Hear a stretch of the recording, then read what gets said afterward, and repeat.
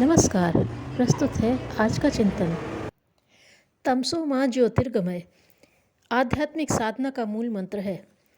अंधकार में भ्रम होना स्वाभाविक ही है। जिस प्रकार अंधेरे में वस्तु स्थिति का ठीक ठीक ज्ञान नहीं हो पाता, पास रखी हुई चीज का स्वरूप यथावत दिखाई नहीं देता, उसी प्रकार अज्ञान के अंधकार में दोष की स्थिति, विषय आदि का ठीक आभास नहीं होता। वस्तु स्थिति के ठीक ज्ञान के अभाव में कुछ का कुछ सूझने और होने लगता है। विचार और उससे प्रेरित कार्य के गलत हो जाने पर मनुष्य का विपत्ति, संकट अथवा भ्रम में पड़कर अपनी हानि कर लेना सहज स्वाभाविक है। आज के समाज में फैली हुई बुराइयों, पत्रोन्मुखी प्रवृत्तियों का यही कारण है।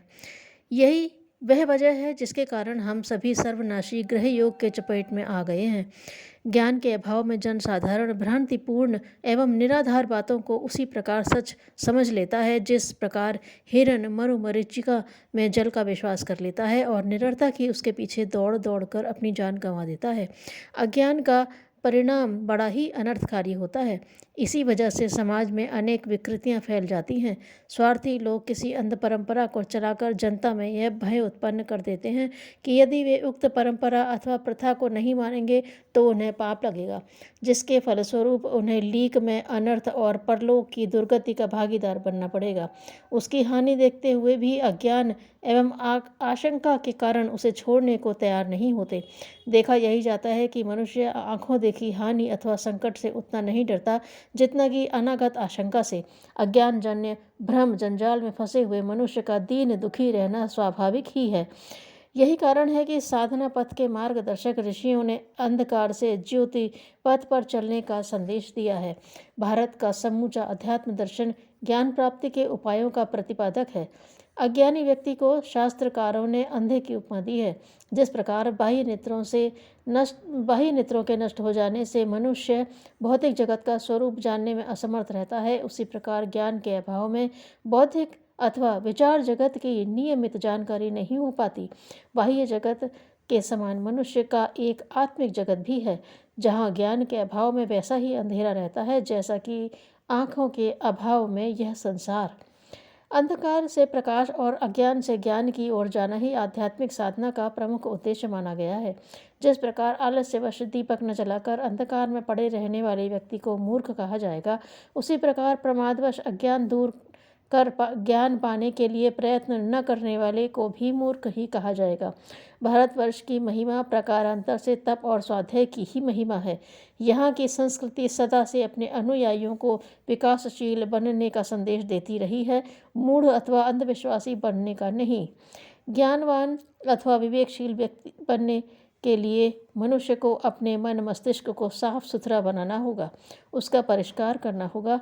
जिस प्रकार खेत में कंकड़ पत्थर और खरपतवार भरा होगा, उसमें अन्न के दाने कभी भी अंकुरित नहीं हो सकते।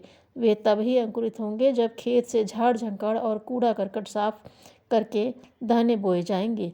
हमारे मन मस्तिष्क में इसी जन्म की ही नहीं, जन्म जन्मांतरों की विकृतियां भी भरी रहती हैं।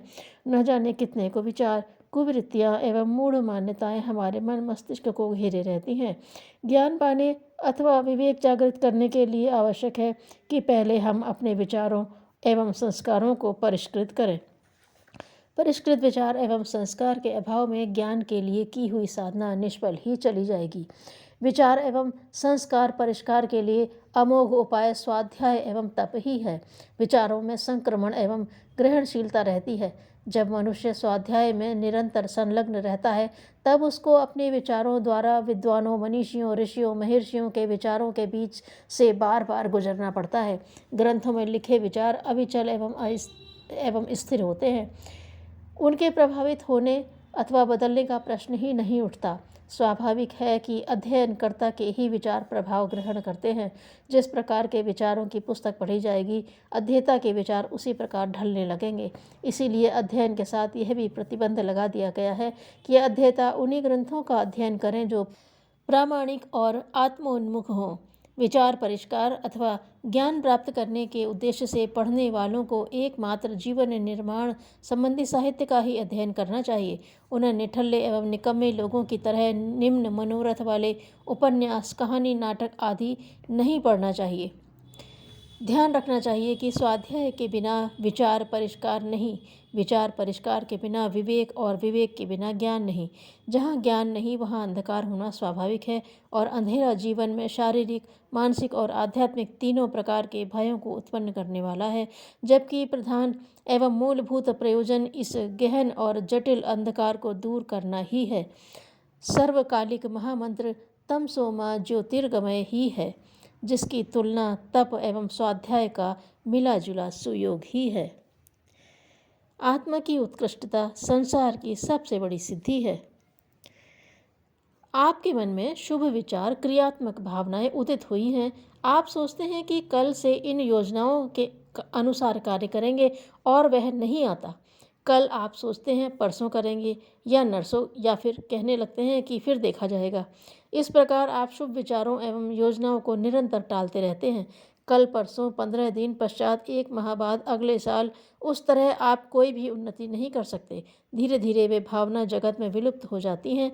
यह टालने की आदत मानव मस्तिष्क की बहुत बड़ी कमजोरी है। धन्यवाद।